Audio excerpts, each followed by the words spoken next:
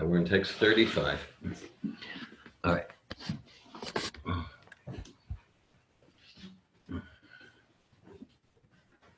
Om Namo Bhagavate Vasudevaya. Om Namo Bhagavate Vasudevaya. Om Namo Bhagavate Vasudevaya. Om Namo Bhagavate Vasudevaya. Om Namo Bhagavate Vasudevaya. Om Namo Bhagavate Vasudevaya. Hare Krishna. We're studying from Srimad Bhagavatam, Canto 2, Chapter 5, entitled The Cause of All Causes. We're on text 35. It's February 18th, 2020. Text 35 of Chapter 5, Canto 2. Sa eva Pusha Tasmat Andam Nirbidya Nirgata Sahasra Guru Angri Bahu Aksha Sahasra Anana Shirshavan.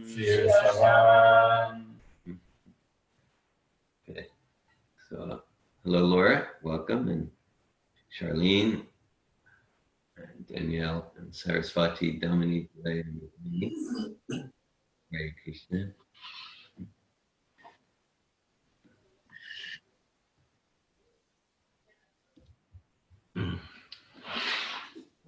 So, text 35, chapter 5, canto 2 of Srimad Bhagavatam. Saiva Pushas Tasmad Andam Nirbija Nirgata Sahasrvangri Bhavaksha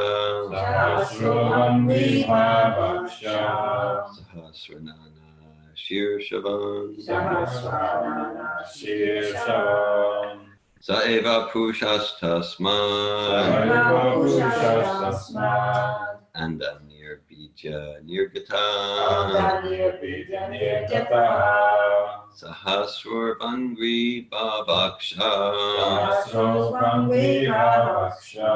Sahasranana Shirshavan Saeva Pushas Tasmad Andam Nirbija Nirgata Sahasrvangri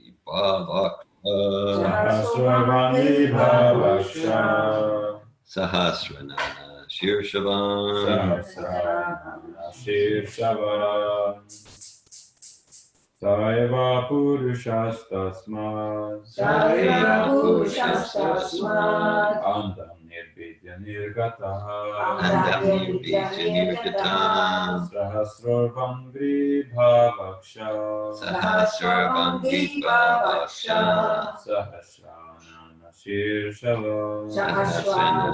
Shirshavan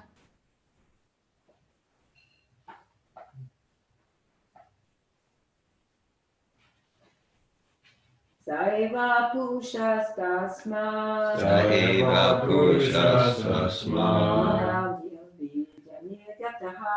Andam Nirbija Nirgata Sahasrvangri Bhavaksha Sahasranana Shirshavan Saeva Purushas Tasmad Andam Nirbija Nirgata Sahasrvangri Bhavaksha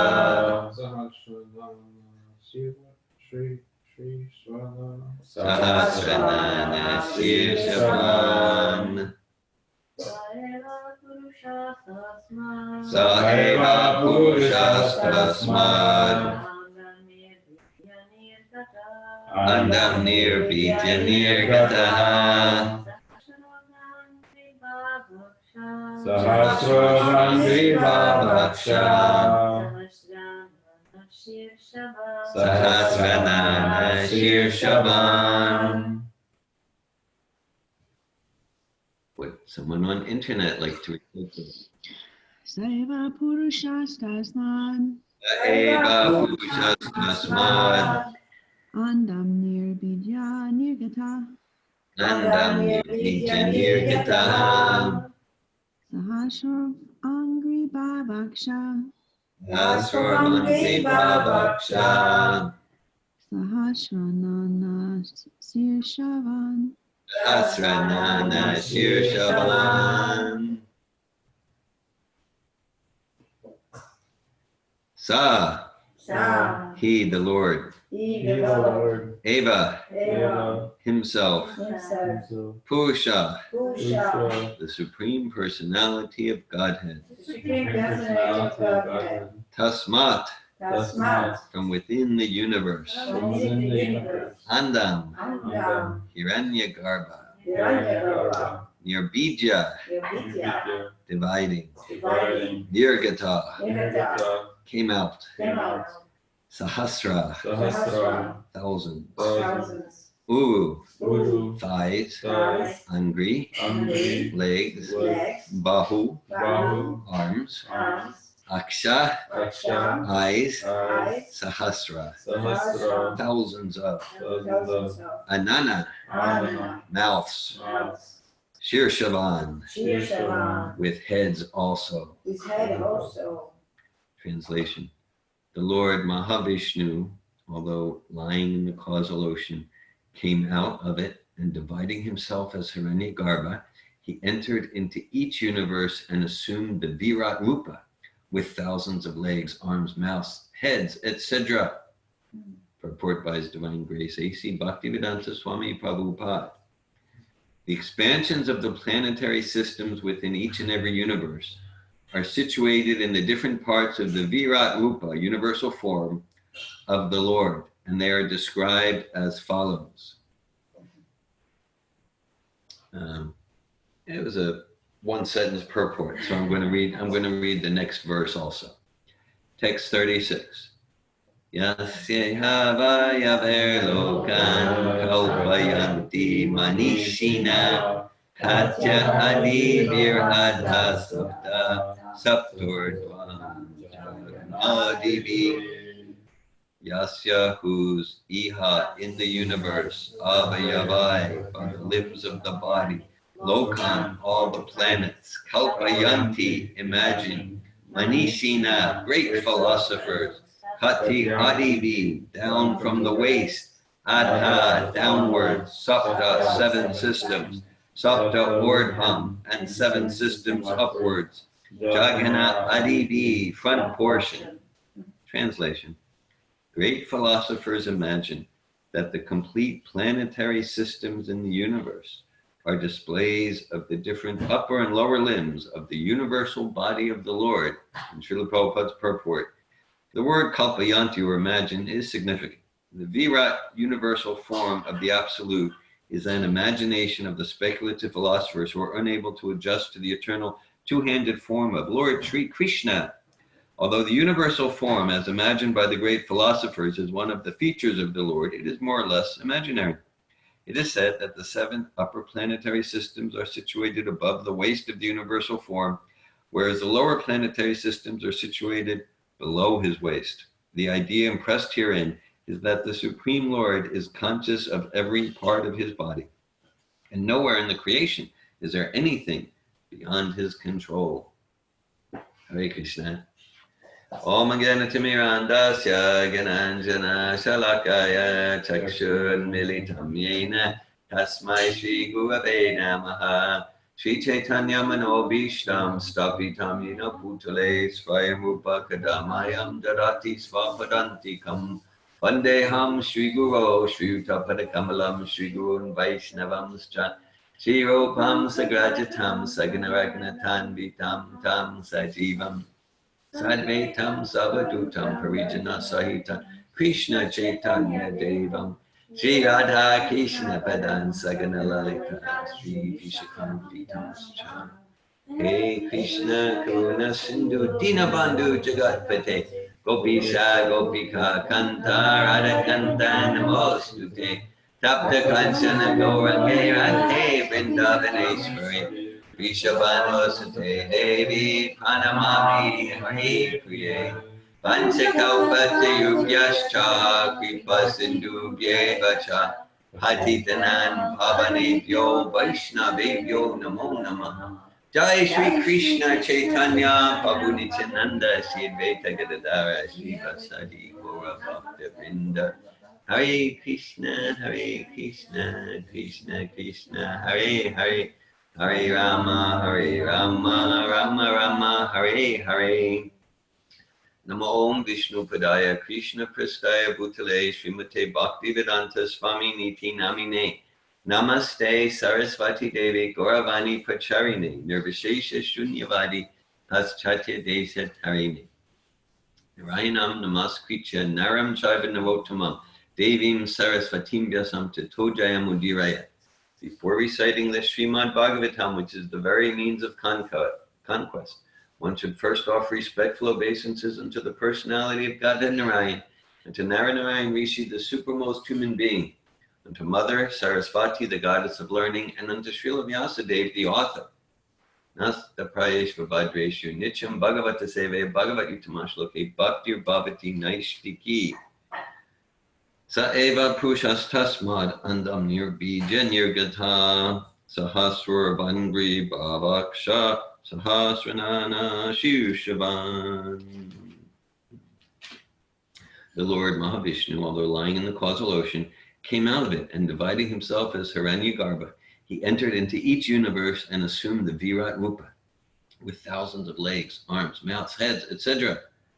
Great philosophers imagine that the complete planetary systems in the universe are displays of the different upper and lower limbs of the universal body of the Lord. Hare Krishna. So this idea of the universal form, so we hear about that a lot as we go through the Bhagavatam. It's just like several times. This is here, universal form, and it's there in Bhagavad Gita. Chapter 11 is entitled The Universal Form. And okay, and the idea, the essence as I get it, is to learn to see and realize God, Krishna, in matter. That's the basic idea. That's the basic idea. And so to see the source of all life in matter, you might say, in our ordinary activities. So that's the essence here. That this isn't just some dead impersonal machine. That everything, there's andantarasta, parmanochantarasta, that everything starts with life, and andantarasta parmanochantarasta means that within each atom and in the heart of every living entity, there's the Paramatma. There's an expansion of Sri Krishna, the personality of Godhead, in each atom. So to see God in matter and to learn to do that in this bhakti yoga is a process for doing that. Krishna, it's a form of Krishna meeting us where we're at. We're absorbed in matter. We're thinking that we are matter. I am thinking I am this body, and the designations connected with this body and the relations to this body. I'm thinking that that's me. So we're absorbed in matter. So these processes, universal form and other processes, they're about meeting ourselves, Krishna and the great sages, meeting us where we're at, so we can come to more and more realize spirit in everything. And fundamentally realizing that I am spirit, that I'm not matter. In the 10th chapter of Bhagavad Gita, like 11th chapter is about the universal form, And then Bhagavatam is so much about the universal, and there's different universal forms. They're not all the same. Even it's described in the Mahabharata. At one point, Krishna revealed his universal form to Duryodhana, to like to send the message to Duryodhana, like, you don't want to mess with this. Yeah, you don't. Yeah, but Duryodhana didn't get it, but then it's clear that the universal form revealed to Arjuna was a different. I mean, essentially the same. It's about seeing the Lord, seeing God in matter. So there's different forms of the universal. In the 10th chapter, it's the same thing. It's the same thing. Krishna describes to Arjuna so many ways in each element. He says, Raso hamapsu kanteya. He says, I am the taste of water. So I'm just drinking water. So, okay. This helps me remember God. This helps me remember Krishna. The essence of water is taste, as we in the Bhagavatam we were reading just a few verses ago about the scientific description of how things go from subtle to external, subtle to gross, starting with false ego, intelligence, mind, and then ether and sound and air and touch and fire and vision. And Krishna says, Prabhasmi Sasi Surya. He says, I am the light of the sun and the moon. So it's like, okay, so when we're experiencing the light of the sun and the moon, then that's a chance to remember Krishna, to remember God. He says, I am the fragrance of the earth. Shabdake, I'm the sound and ether. I'm the sound and ether. I'm ability in man, Purasham Rishu. So giving us so many ways to transform our consciousness from illusory absorption in matter to a direct experience of spiritual reality.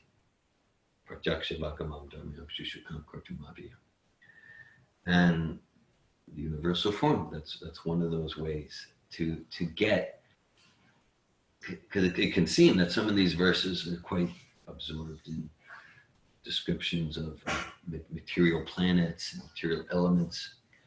If we read the whole chapter, the whole section, the emphasis is that everything starts from the supreme consciousness. Everything starts from light. It's described, Yasyai Brahma Samhita, Yasyai Ganeshva Sita Kalamata Valambhya Jivanti Roma Salaja Jagarandanata Vishnur Mahani Hasayasya Kalavishesha Govinda Madi Pusham Tamaham Bhajami.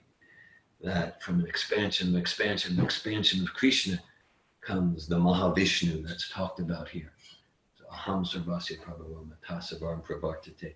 Krishna is the source of all material and spiritual energies, all material spiritual worlds. Itimat Vavajantumam Buddha Bhava Samanvita. And the say what to the extent that we're enlightened, to the extent that the soul is enlightened, then naturally one serves that personal source of energies with love and devotion, with bhava, with love. It's further described in the Brahma Samhita. Yakaranarnava jale bhajati sma yoga nidramanantam jagadanda sarvama kupa adara shaktim avalambhya param samortim Govinda maripusham tamaham bhajami. Okay, and then from that Vishnu comes so many universes, comes so many Brahmas, and all coming from Sri Krishna, the personality of Godhead.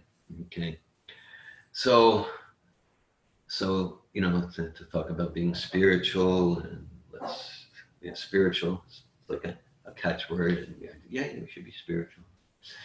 So this is an actual science of self-realization, a science of actually transforming matter to spirit, how we actually spiritualize the world, starting with our own consciousness, our own body. Like the eating process, we transform our tongue and belly, we spiritualize it. We hear Hare Krishna, Krishna Krishna, Hare Hare, Hare Rama, Hare Rama, Rama Rama, Hare Hare. We're spiritualizing our ears and our mind. Right? We're transforming matter into spirit. Prabhupada would say, utility is the principle, purity is the force. Purity, meaning it's like, okay, what's our actual desire? Well, a week or two ago in some class, I gave some cynical quote. There are two reasons why people do things. One, a good reason, and two, the real reason. It's very cynical. So, but the idea is, to peel away the layers of deception, trying to deceive others. What's our real reason? And this Bhagavatam, this is not at all cynical. That we can actually perfect our existence. We can actually purify our existence, and the process is more and more to make our true desires deep in our heart aligned with the desire of the pure devotee of Krishna. And then that's purity, and that's potent. That's the force. That's spiritual potency. That's spiritual force.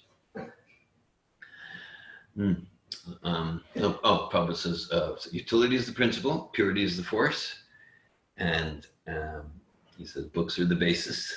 Books are the basis, and preaching is the essence. Different maxims from Srila Prabhupada. And so utility is the principle.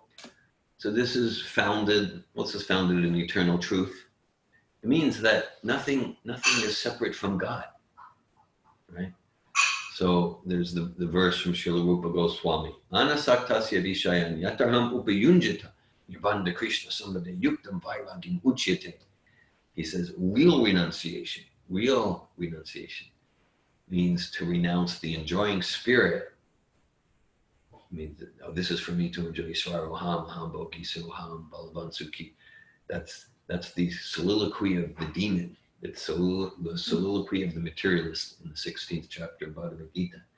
And Krishna is role-playing the materialist. I'm the enjoyer, I'm the controller, I am perfect, I'm powerful, and I'm happy. Look at me, I'm happy.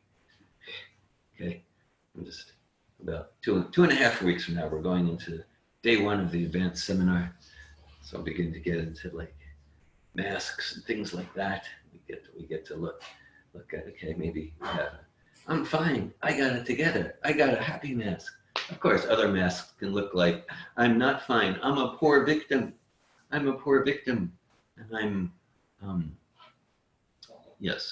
I'm superior to you, I'm inferior to you. I mean, masks can look so many things. And then we just melt them away and come to the Nityasiddha Krishna Prema Sajjaka Bhunoi Shravanadi Shuddhachite Karye Udai. That love of Krishna, that's not a mask, that's not a game, that's the actual, that's the original consciousness of the soul. That's what Prabhupada emphasizes, this Hare Krishna Maha Mantra. It's not some artificial imposition from any external source. It's the original consciousness of the spirit soul. Love of Krishna is eternally situated in the hearts of all living entities, and it's awakened by this process of hearing and chanting. We spiritualize our life, and then the more we do that, the more we have potency to be a touchstone for spiritual transformation wherever we go, whomever we meet. In that way, we can be walking down the street, we could be at the post office, and we're being a guru. Being a guru means we're, just by our very presence, we're inculcating spiritual transformation. So that's real renunciation. Then Rupa Goswami, and these are verses Prabhupada quotes a lot, and he says, incomplete renunciation, false renunciation. Mumukshu be palgu vairagyam kachite, palgu vairagyam kachite. Mumukshu be parityago, palgu means false renunciation. Means we're not seeing the connection of it. We're not seeing the connection of the sound in ether. We're not seeing the connection of the taste of water with God. And then if we just try to say, oh, I will not enjoy that, okay, and then that's incomplete. We say, okay, I'm going to use this in the service of the actual enjoyer.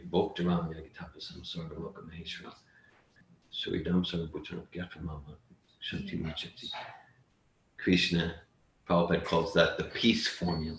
It's the last verse in the 5th chapter of Bhagavad Gita, to realize Krishna is the supreme enjoyer. So let me not just give up things.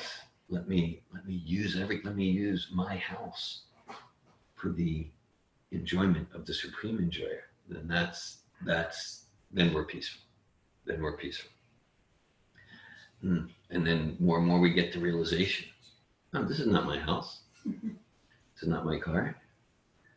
This is not my beautiful family. This is not my bank account.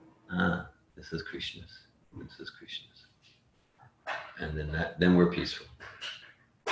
Just like Prabhupada often gives the analogy, if we find a wallet on the ground, so the material mentality is, okay, this is my, there's $400 of cash and credit cards. Got it. Well, I'm going to enjoy now. Okay. And then, a more noble mentality is, this is not my wallet. I will not touch it. That's more noble. But we really feel good about ourselves. We really feel in integrity when it's just like, this is not my wallet. Oh, but it's someone's wallet. Like, oh, there's a driver's license with an address. Let me return it to the owner because it's his or hers to enjoy the money and the credit cards. Then we feel like, wow, I really acted ethically there. So everything is, all the wallets are Krishna's wallets. All the material energy. And that's what the universal form is about. And that's what the universal form is about. It's about appreciating nature and realizing whose nature is it. So in that 11th chapter of Bhagavad Gita, yes, there's the universal form. And so, Arjuna is just he's in awe and reverence. But he's really not, he's like, I don't really want this, because he's a devotee of Krishna. So, because that's the most far out form, universal form. But Arjuna is like, I want your two-armed form. Sudarshadam, Sudarshadam, Sudursham, Idam Rupam, Apyasya, Drishtavam, something. Krishna says yes. Krishna says yes. Actually, here in this human-like form, that the two-armed form, this is actually the superior form, not the cosmogonal universal form. Actually, it's my two-armed form. So Krishna returns to that because the person is the source of energies, right? Just like, like we're recording here on the computer, and I got this little recorder, and so if later in the day or a year from now someone listens to the recording, then it's like, okay, this is like, they'll hear, and they'll hear, oh, this is David, this is Dhira Govinda Das. So it's like an energetic manifestation. But they know, oh, there's a person. There's a person behind the recording. If we see a beautiful painting of a landscape, or a painting of a bowl of fruits and flowers, we can appreciate, well, this is so finely done, such nuance, such touch. And we know that it didn't just happen, it didn't just pop out. No, there's a person who we might take interest. Who is that artist? So it's described as we go on in Bhagavatam, the birds are the artistic sense of Krishna, and the rivers are the veins of the universe, are the veins of the universe. It helps us to remember who's the person behind this painting. And just to make that further comparison, that because we might appreciate a beautiful landscape of a painting by, I don't know, who are the painters? Van Gogh or Rembrandt, whatever the painters are. Okay, but then the actual landscape, the actual sunset, how much more beautiful than any painting. So how much of a greater artist, how much of a greater intellect must that supreme consciousness be, that person. So Krishna says, Yadya Vibhutimat Sattvam Srimad Urjitam Evava Tata Evava Gachatam Ekam Shino Sitoga. Krishna gives dozens of ways to see him in matter. And Krishna says, and know that all of these beautiful, glorious, and mighty creations, they spring from but a spark of my splendor.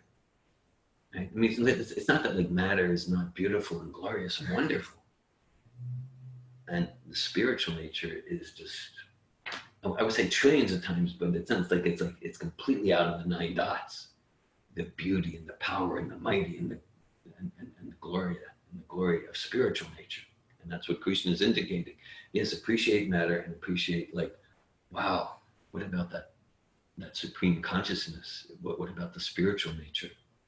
He goes on to say, Ataiva o naitena kim gatena tavarjuna vistabhyahamidam kritsnam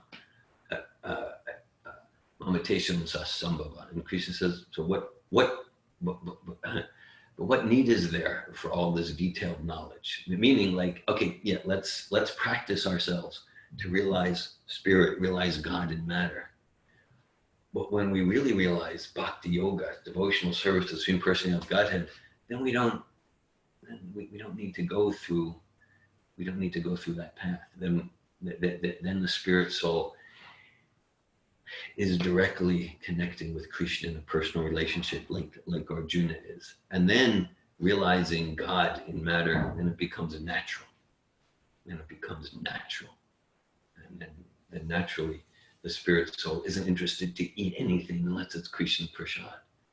The spirit soul isn't interested to go on a vacation unless the vacation is some form of increased hearing and chanting. And then like that. It's like there are so many subsidiary paths.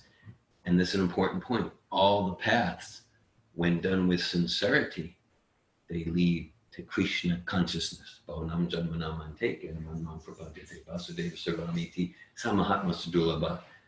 Krishna is describing the path of jnana. I'm just going to figure things out with my mind and intellect. And then hopefully I'll come to the point that my mind and intellect is really quite limited. You gave the example the other day, like an ant on the wall, okay? But the ant is like, no, I got a good brain here, like that. And the ant like has no clue what's happening. Hare Krishna is a Hari Bol. Wishing you a Krishna conscious day. Joy. Right. So it's like, well, that's an ant on the wall. But I'm David Wolf. I got letters next to my name. I'm no ant on the wall. So then I'm stuck. Then it's hopeless to get like I'm an ant on the wall. But then it's not just about, oh yeah, I'm useless. I'm foolish. I'm stupid. Okay, and let that that can just become a low self-worth, grungy. That's not helpful either. Like, okay, let me surrender. Let me surrender to those who have direct experience of the reality outside of my postage stamp size 9-dot box. They have direct experience of the trillions of miles outside of that postage stamp. Let me take shelter there.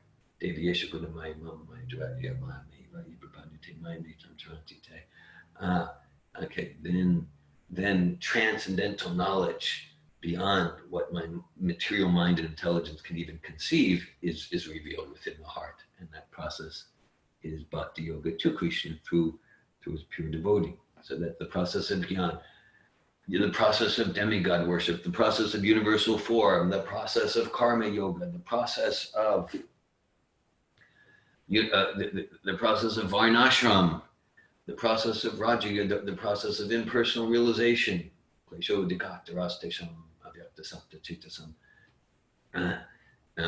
avyaktahi gatir dukam dehavadvir advapyate.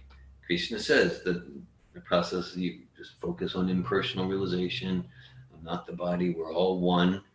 Krishna says, okay, that leads to bhakti if one is sincere.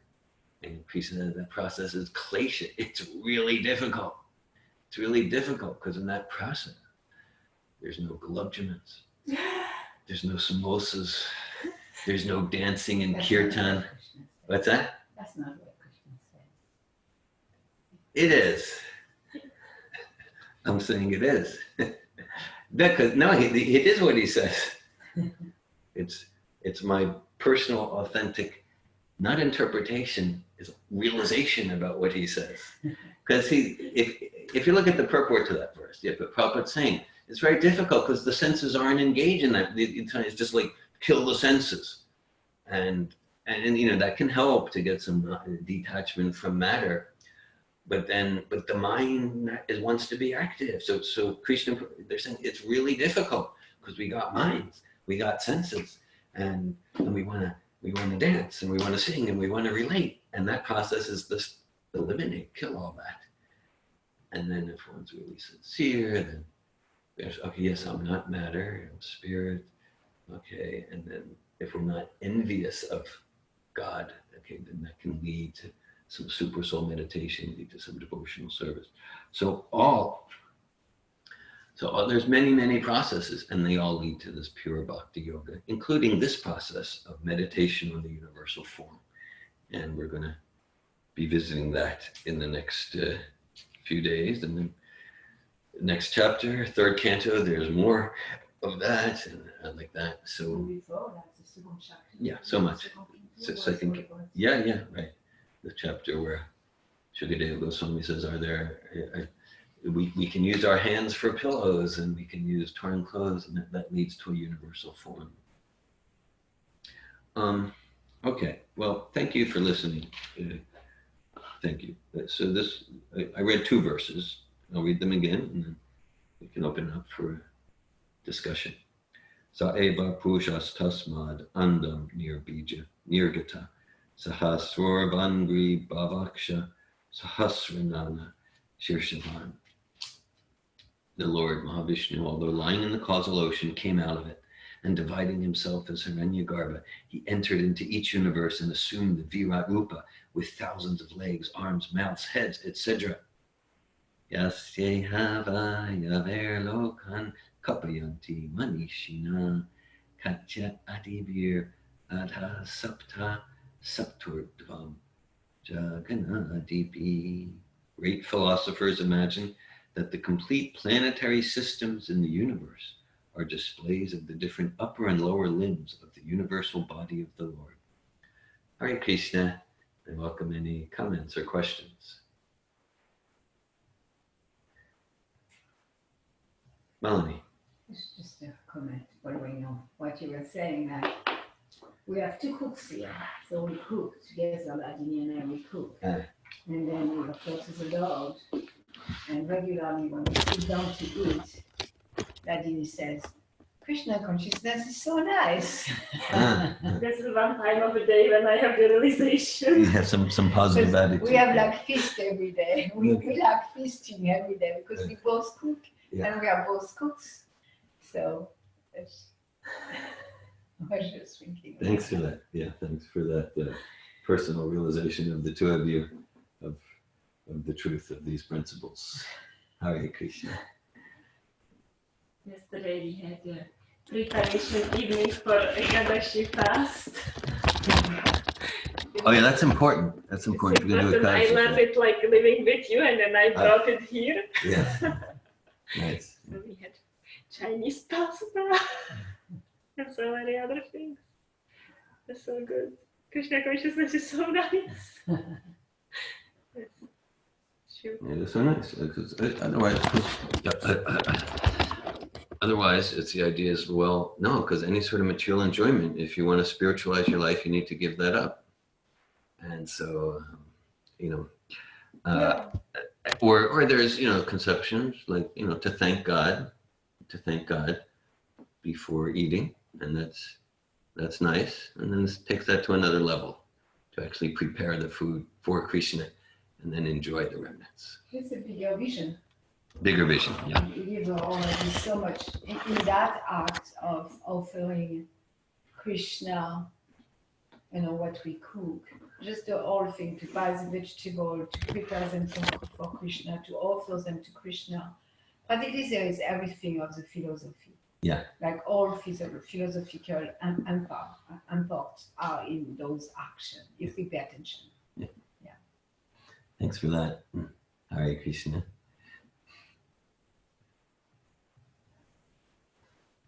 It's also personal. It's like one of the things that I really like to do is to program, like the deities, it's like feels like really personal.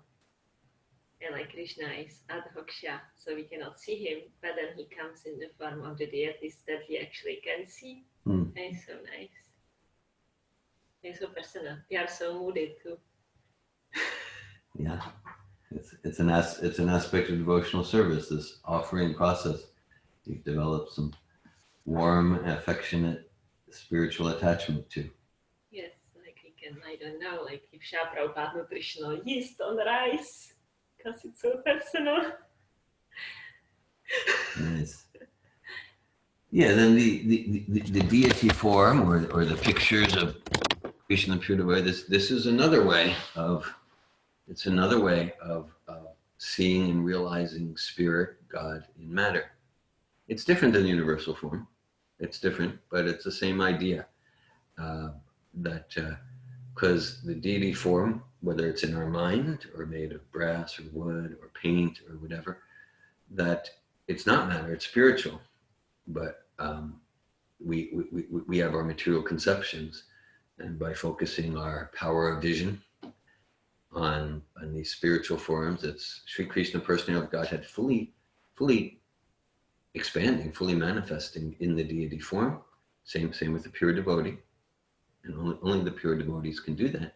Then we spiritualize our vision, we spiritualize our existence, and the more we this is an interplay that we talk about a lot. The more we cultivate sattvic habits, then the more we're receptive for the transcendental process. And from wherever we're at, because then the misconception can be, okay, so before I engage in the transcendental process of offering prasad, of chanting Hare Krishna, before I engage in the transcendental process, let me completely create a sattvic life, and then I'll begin. That's like the Vedic process in one sense. So Prabhupada didn't emphasize that. Because also the more we just immerse ourselves in transcendence, whatever our integration of passion and ignorance right now, just go to the transcendental process, hear Bhagavatam, chant japa, then also our stage of consciousness raises to higher and higher sattvic levels. So Krishna says in Bhagavad Gita, Mam Chiyovya Bicharena Bhakti Yogena Sevate Sagunan Samatityetam Brahma Bhuyaya Kalpate. The one who's engaged in transcendental devotional service is automatically above the modes of nature. And at the same time, it is definitely part of our process of transcendental bhakti to cultivate it's part of our bhakti process to cultivate sattvic habits, sattvic worldviews. And the more we come to the higher modes of nature, the more we're alive, and the more that we're stuck, we keep ourselves stuck in lower modes of nature, then the more life is machine-like. Yantra Udani Mayaya, we're stuck on a machine made of the material energy. And coming to sattva and transcendence, then life is truly more and more get to, living from choice, living from conscious purpose. And the more that we allow our consciousness to become covered, and there are certain habits that will cover our consciousness with rajas and tamas, and certain habits that will liberate us. The more that we're in the lower modes, then we might talk about freedom and these things like that. But then we're pulled by the senses. We're pulled by the senses, and we give speeches about freedom and all of that. But then we're slaves to the senses, and that's death. That's a miserable existence. Also, like that, like certain activities, like devotional activities, this Prabhupada like wouldn't recommend to do until like there is a certain level of like clean habits. Yeah. Like, for example, the deity worship. Yeah. Or even cooking. Yeah. Let's say. Yeah, or particularly like the Shalagram Shila worship, Prabhupada says like it really needs to be someone who's Paka Brahmin. So that's there too. Or chanting Gayatri. And that's and that's why like like prasadam for everyone, right? Whatever, it's a prasadam for everyone, kirtan for everyone. That was Lord Chaitanya's program. Prasadam and kirtan for everyone, wherever we're at, whoever we are. Kiba Vripa Kibanyasi Sudra Kininaya Ye Krishna Tattva Veda Say Guru Higher. And okay, but then as far as like maybe philosophy discussions, some people won't enter into that, and discussions about the intricacy of the rasas between Krishna and his devotees in Vrindavan, and that was only a select few. So what is the danger? Like, what is the danger if someone like who eats meat is doing puja for Salagram Shila? What's the danger there? What's the danger? Well, if someone eat meat and the way I see it is that that of course any contact with Shalagram Shila or in any of it, that's purifying. But they might we might commit offenses that will really set back.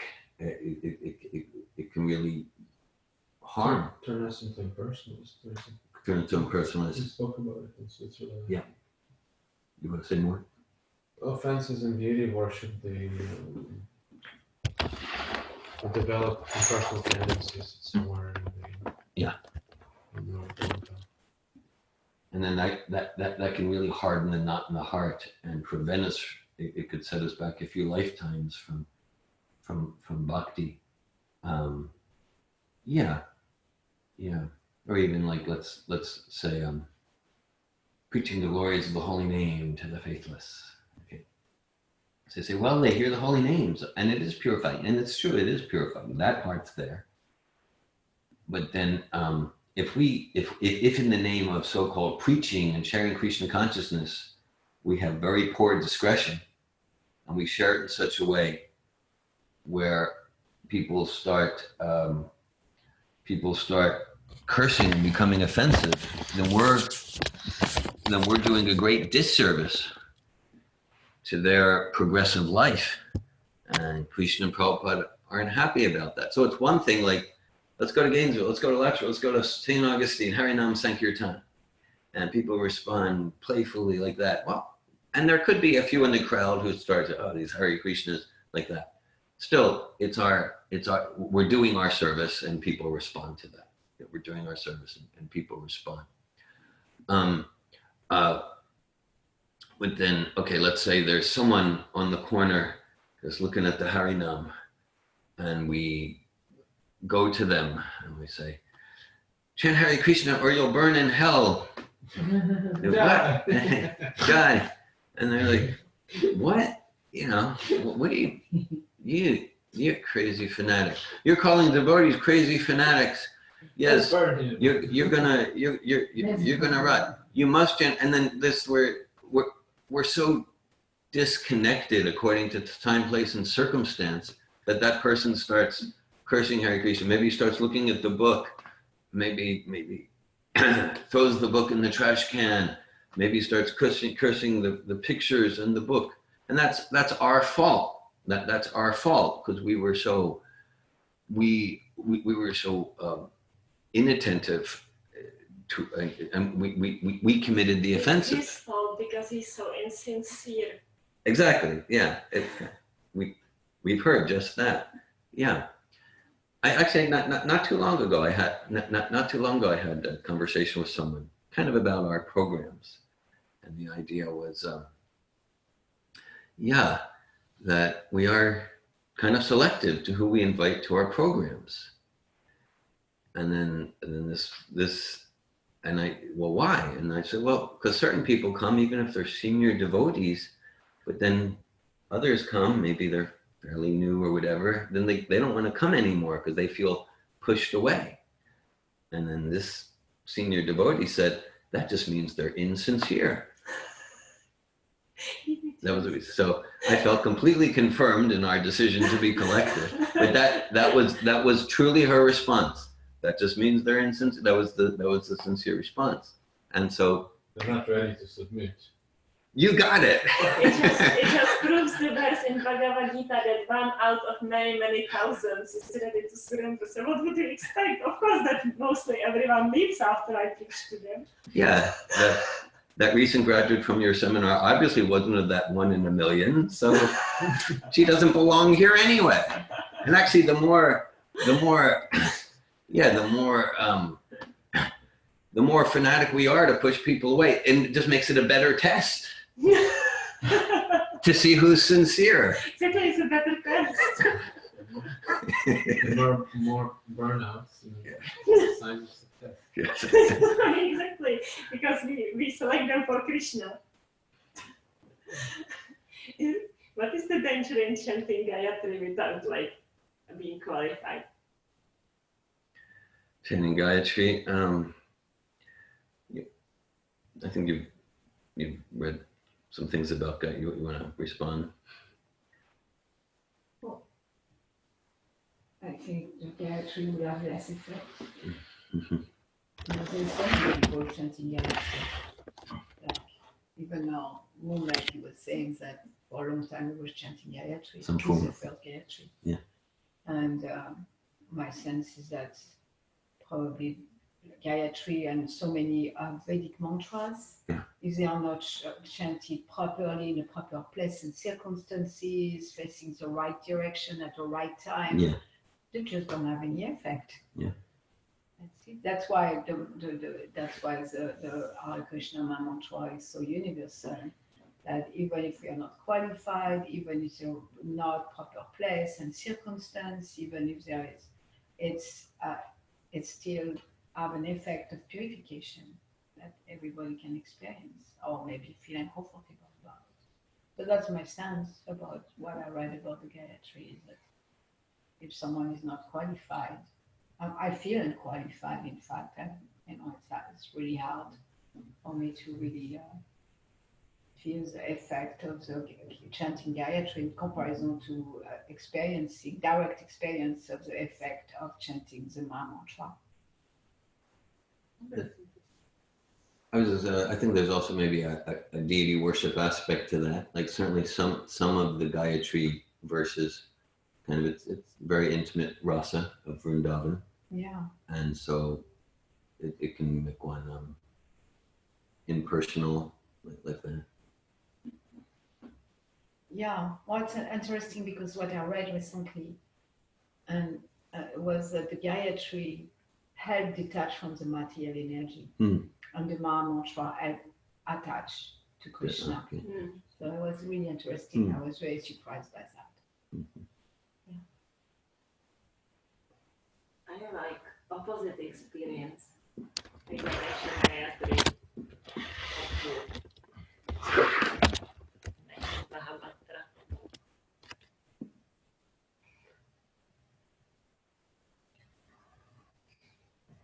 I have a question about, do you feel complete with the purport of text 36? Yeah. I was interested in, he talks about, Srila Prabhupada says, all of the universal form as imagined by the great philosophers is one of the features of the Lord. It is more or less imaginary. And he emphasizes that imagine is significant.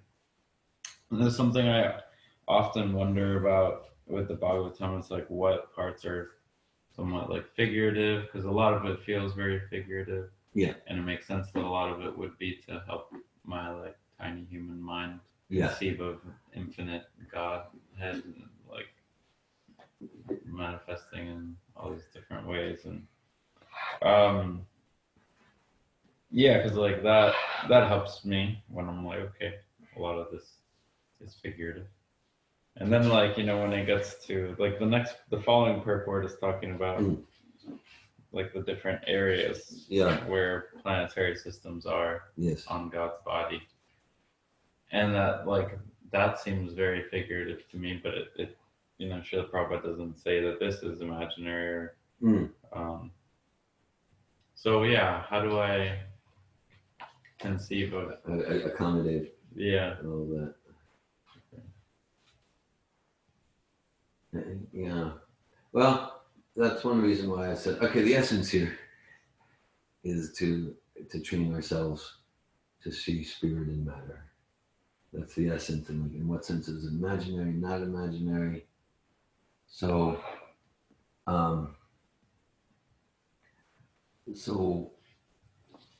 let's see. Okay, that everything is real and it's not imaginary. There can also be symbolic meaning, and we can get value from that. But everything is real, unless it says this is an allegory. This is a helpful figment for your imagination to help you in spiritual life. Otherwise, it's real history. It's real ontological description. So, for example, the first verse of Bhagavad Gita, Dhritarashtra Uvacha, Dharmakshetre, Kurukshetre, Dharmakshetre, Samadeta Yutsava Mamakan Pandavastrava Kim Kurvata Sanjaya. So Dhritarashtra asks to Sanjaya, what did my sons and the sons of Pandu do, assembled there in the battlefield of Kurukshetra, prepared to fight? So Prabhupada makes it clear, this was a real battle, because other commentators say this is an allegory. The battle, there was no battle of Kurukshetra. No, it's real. So unless it says that it's an allegory, like in the 4th canto, it's a multi-chapter, the allegory of Puranjan. Narada Muni's speaking to Maharaj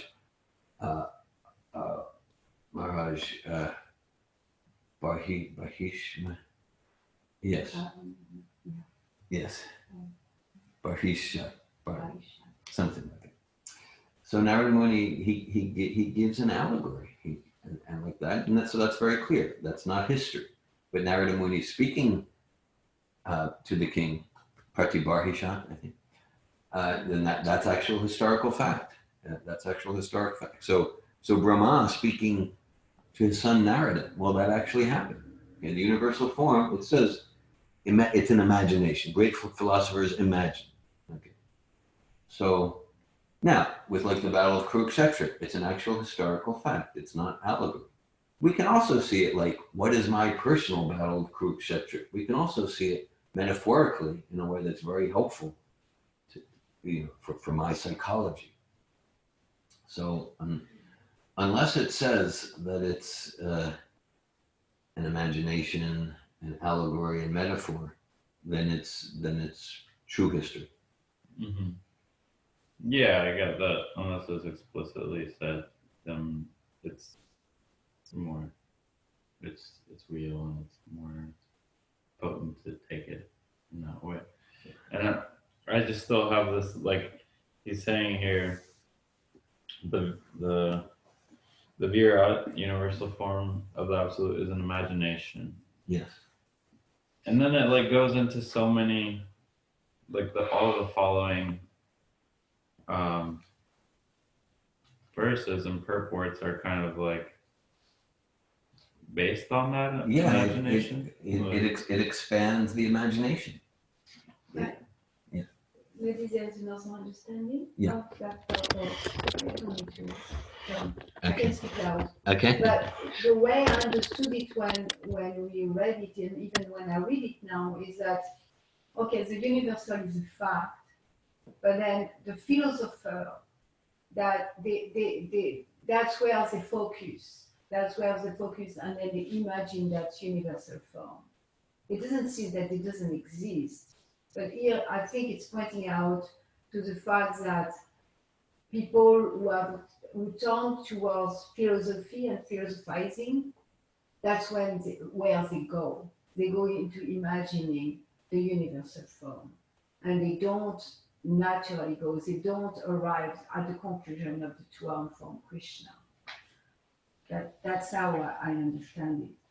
It's not like Prabhupada is speaking about the philosopher here. It's not speaking about the Viratrupa so much.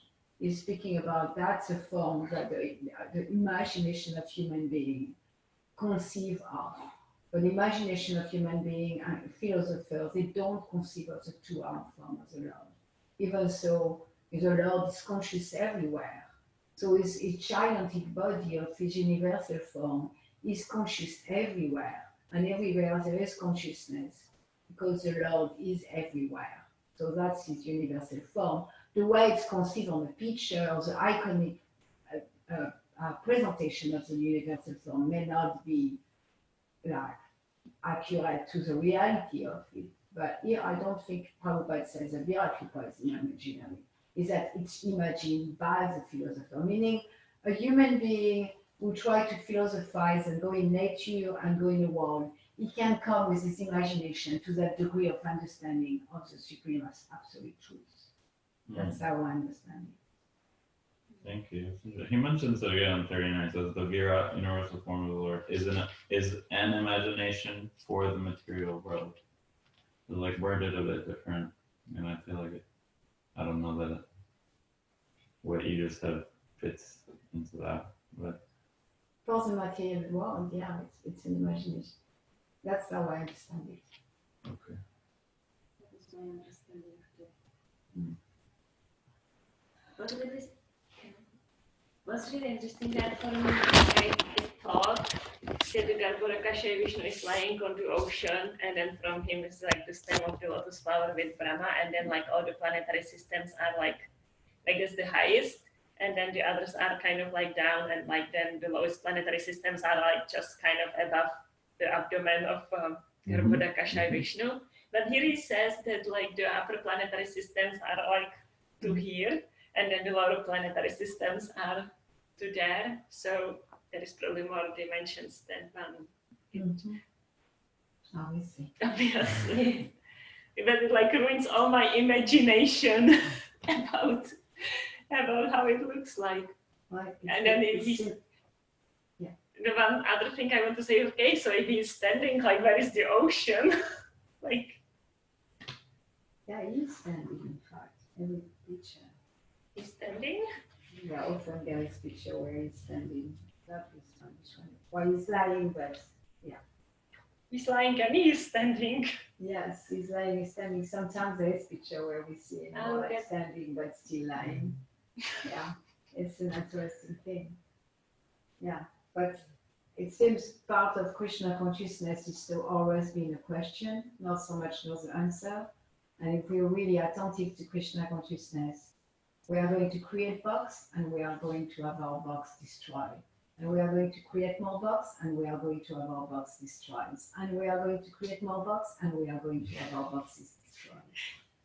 And that's the point, is to really only stay in the question and not think we have the answer. I have the one that is standing, but it's. Yeah, exactly. Yeah, this one also. But and there this is, one relates exactly to the page of the verse we read today. yeah, I think there is even a more explicit one where it's like Svargaloka and Bhuloka. It's all like on the body of. Yeah, it's kind of like lying like this, like 45 degrees. No, this. Yeah, but the one on the picture next to him, there's also lying on the Yeah, ocean, exactly. but like this, not like that, not flat.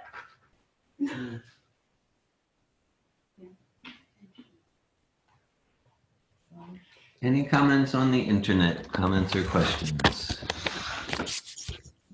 I'll just add that I don't see how the universal form is less inconceivable than Krishna playing a flute, like, or any other form. It's all far out, and it, like, for me, it's just like it's all far out, and who am I to really have an opinion and just sort of like hold space for whatever is being revealed by the spiritual master and Krishna himself, and be like, okay, I hear you, and I just can't have an opinion, really. That's kind of my experience of these different forms. They all seem and are far out, as you say, and inconceivable. As most of you, I like to quote Allen Ginsberg. He was a famous person back in the 60s, and he was like a real supporter of Prabhupada in the First Center and Second Avenue. And he was being interviewed by newspaper or TV. And in the interview, he said, yes, this Krishna consciousness is more far out than any acid trip I've ever taken. And that, of course, attracted a lot of the hippies. More far out than acid. Oh my That's God. right. Yeah, he made a lot of devotees with that quote. And so yeah, so it's inconceivable. And of course, so like this, it's like through universe, through matter, we come to Sri Krishna. Shama Tribanga Lalitani Yata Prakasham Govinda Maripusham Tamaham Bhajami, in his graceful threefold bending form of Shama Sundar playing the flute. And we come to that, and this is all to help us get there. And for the most part, Prabhupada representing Bhakti Siddhanta, representing Lord Chaitanya, representing Krishna and Radharani, is giving us that direct path, that Bhakti Yoga elevator to devotional service.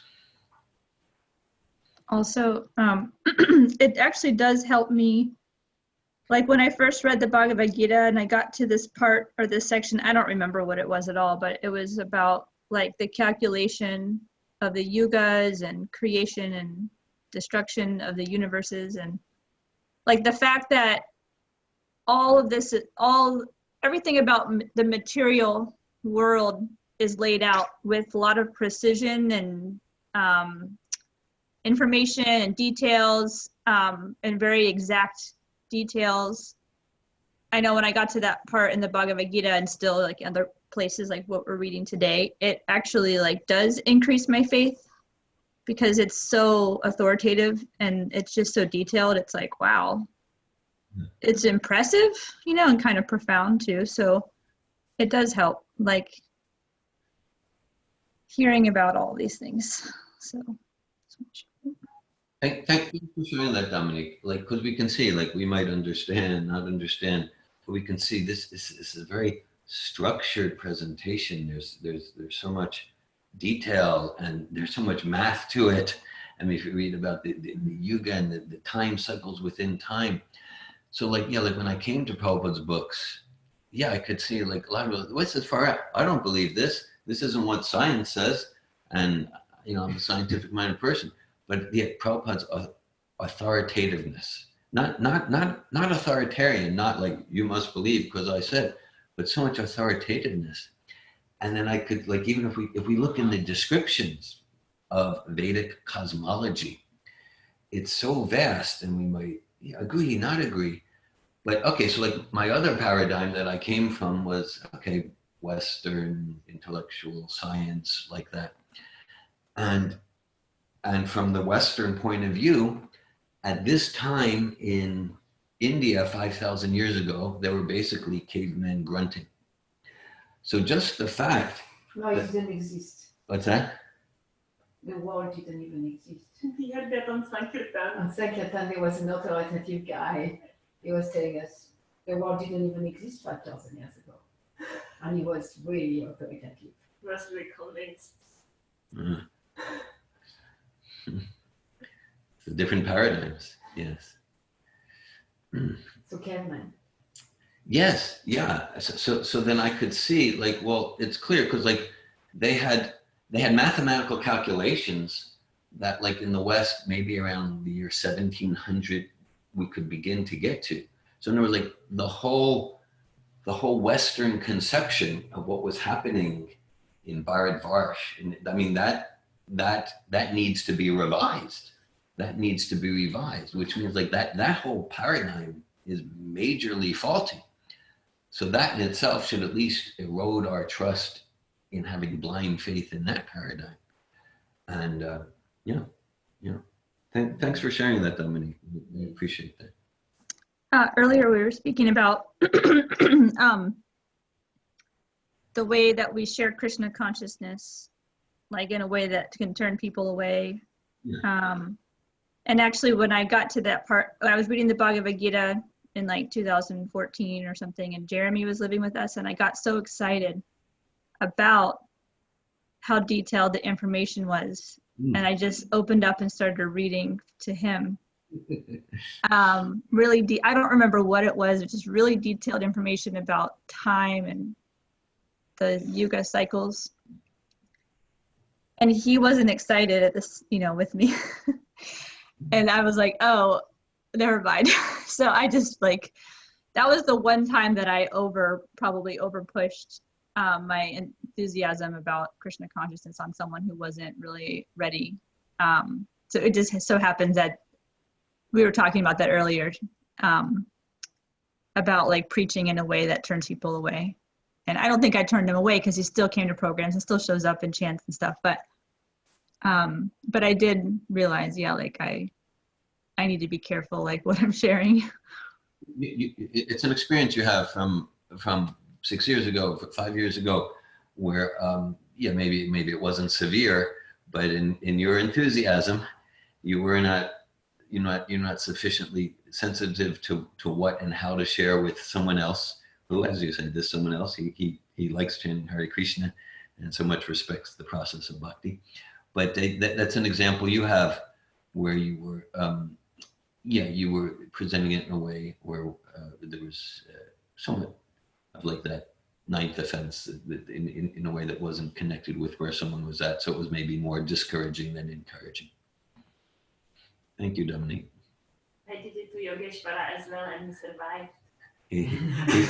He survived you. It's quite amazing. Yeah. That shows so much sincerity. Yeah. He must be a sincere devotee. Back in 2015, yeah.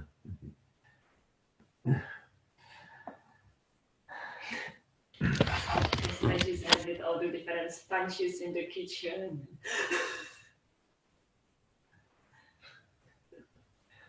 Srimad Bhagavatam ki jai. Srila Prabhupada ki jai. Hare Krishna, Hare Krishna, Krishna Krishna, Hare Bol.